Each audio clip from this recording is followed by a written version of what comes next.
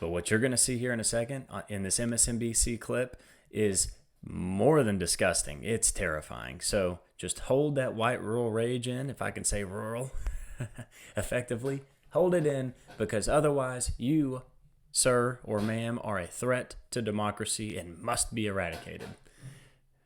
Joining us now, Professor of Political Science at the University of Maryland, Baltimore County, Tom Schaller, and journalist and opinion writer Paul Waldman. Their new book, out tomorrow, is entitled White Rural Rage, the Threat to American Democracy. And Tom, we'll start with you. Why are white rural voters a threat to democracy at this point? You would think, as we pointed out, looking at Joe Biden's background and Donald Trump's, that the opposite would be true.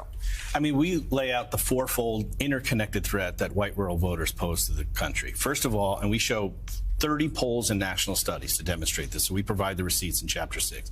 They're the most racist, xenophobic, anti-immigrant, and anti-gay geodemographic group in the country. Second, they're the most conspiracist group. QAnon support and subscribers, election denialism, COVID denialism and scientific skepticism, Obama birtherism.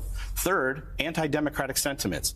They don't believe in an independent press, free speech. They're most likely to say the president should be able to act unilaterally without any checks from Congress or the courts or the bureaucracy. They're also the most strongly white nationalist and white Christian nationalists. And fourth, they are most likely to excuse or justify violence as an acceptable alternative to peaceful public discourse. So you mentioned a lot of negative factors about this demographic. Well, now we know what the greatest threat to democracy is. It's white people, of course. Silly me.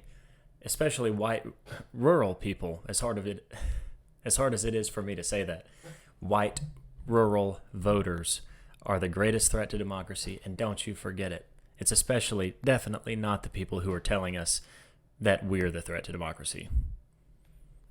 Makes a whole lot of sense, doesn't it?